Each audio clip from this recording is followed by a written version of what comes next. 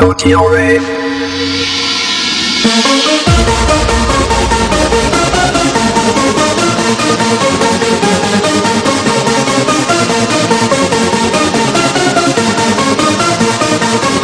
But ain't no another night, another dream, but always you. Is that your vision of love that seems to be true? Another night, another dream, but always you. In the night I dream of a love so true. Be patient. Be patient. Be patient. Be patient. Be patient.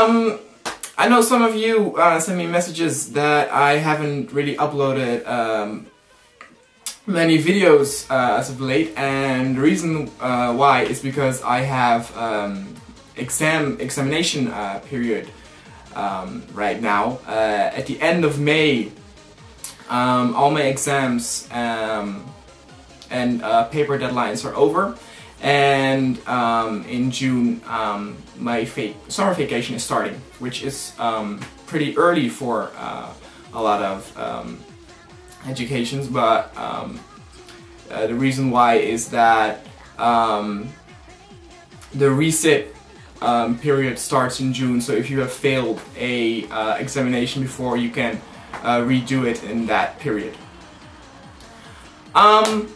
What I wanted to talk about today though, because I will still upload some videos in this period, but not a lot. In June I will get back to full force. But what I wanted to talk about today is a little bit about the negative history of gyaru in Japan. Namely because what the Japanese think of the gyaru, and you may think, why again focus on the negative and stuff like that, but it's actually a big part of the gyaru history, and I think it's also nice to understand a little bit where some of the Japanese are coming from with their opinions on gyaru. Because the Japanese look different to gyaru than, of course, Western people look at gyaru. And so their opinions, and sometimes, the reason why they think it is, a negative thing, also differ. I had to read a academic text for a course of my study, and it was also a little bit about gyaru, and there were actually some pretty interesting things written in there. Not really new things why Japanese look negative at gyaru, but a little bit about how it all went down, and why those negative beliefs got stuck in the Japanese, in their mind. Another reason why I want to talk about this is because around 2 weeks ago, my mother went to Tokyo for work. She is a senior purser, so she's like the boss of the flight attendants on an airplane. And she had a Japanese steward with her, and she said to him that, I fancy gyaru. And the way he reacted pretty shocked, and he was like, what? He likes gyaru? But they're very dirty and they don't wash. And it made me realize that those old beliefs are still stuck in the heads of many Japanese. I wanted to talk a little bit about how that all came together, because we have to go back to around, the year 2000, so that's, quite a while back. And it was the period where, styles like ganguro and yamamba were very popular. Now, I already mentioned in the video that the whole beauty image in Japan is a white skin. And obviously, a lot of those gyaru had, very tan, very brown skin. That was one reason why people thought they were dirty, because they were dirty looking in their mind, which is indeed racist a little bit.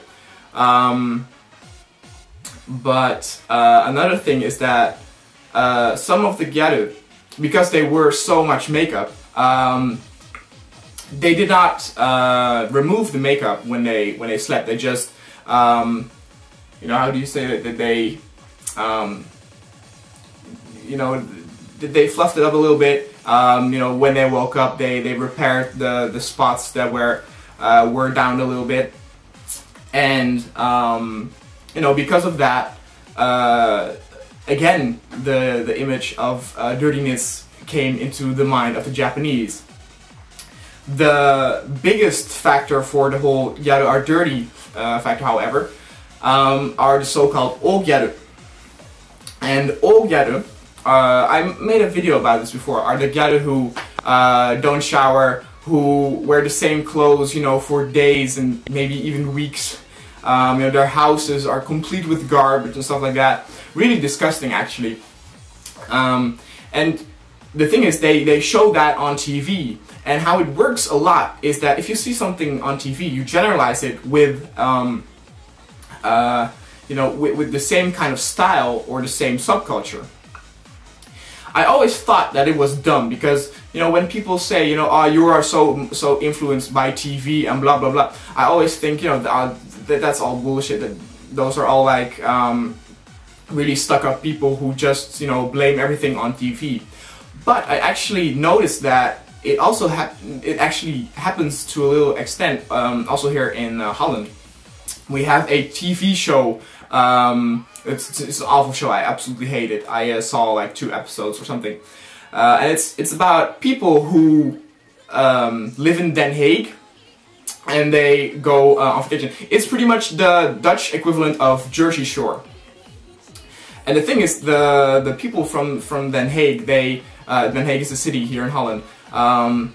They're real stuck up and real arrogant, and in my opinion, not very pretty. But they think of themselves as very pretty. But what I noticed, you know, amongst my friends, is that by watching that program, they were generalizing a lot of the people in Den Haag as well. So they think, you know, if we go to Den Haag, we will meet all kinds of those, you know, those guys.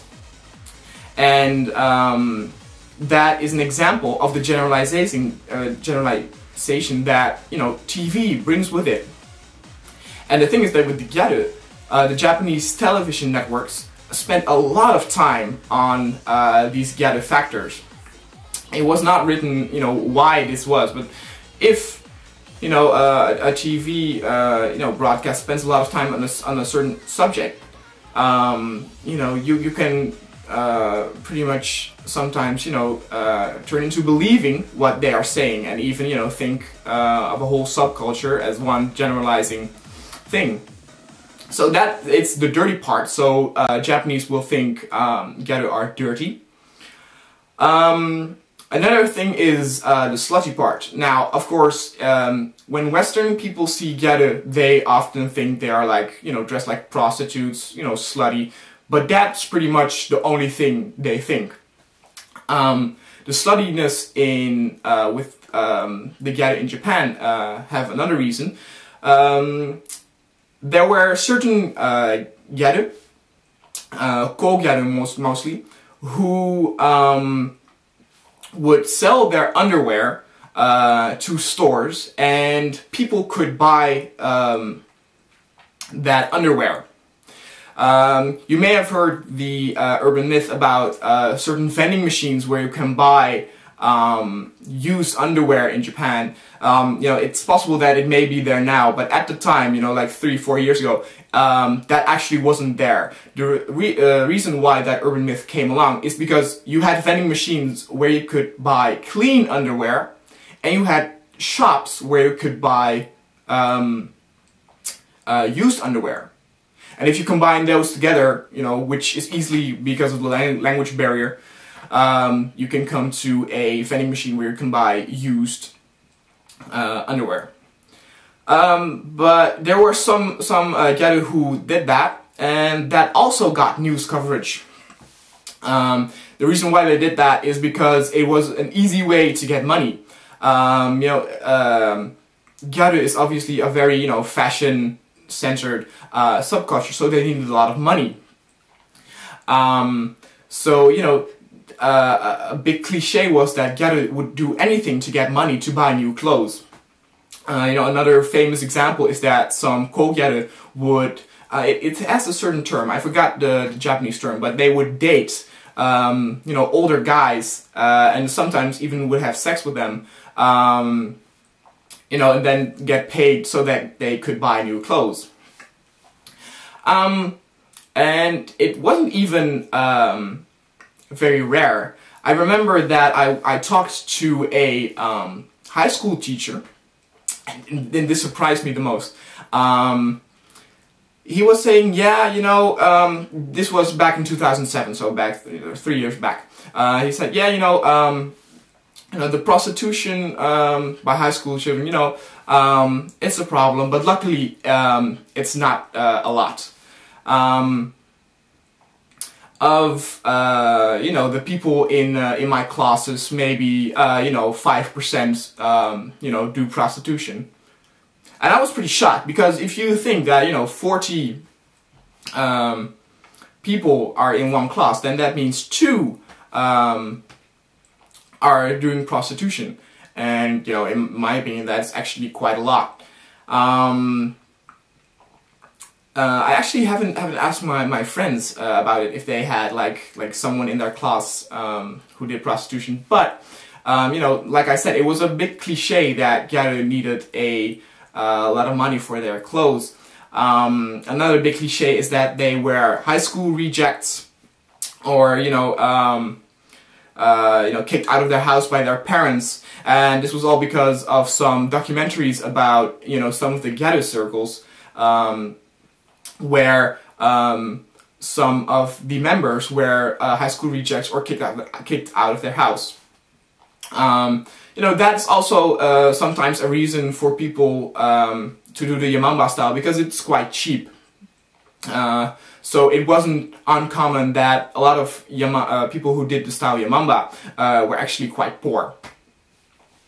And all that what I named just now, that that was all focused in the Japanese TV shows. Not only that, they ridiculed the gyaru by saying that they look pretty ugly, or that they yamamba comes from the mountain witch, so that they look like witches. Maybe that's also, a lot of people are complaining that the gyaru style now has become more common, a lot less extreme. But if you look at like the whole criticism thing, that also has gone down. Maybe that they got bored with criticizing the whole gyaru community, but I think it's a good thing that there's a lot less criticism now. Even though, like I said, the cliche ideas are still there in the minds of a lot of Japanese. So it will take a lot of time before gyaru are accepted, and maybe they will never be accepted. So that was my video, a little bit about the history of, how negative things about gyaru came along. And I think it's pretty interesting just to expand your world on understanding the whole world of gyaru. How some of those negative thoughts came along, just to put it in that whole system of understanding the gyaru world. And I will see you guys next time. Alright, see ya.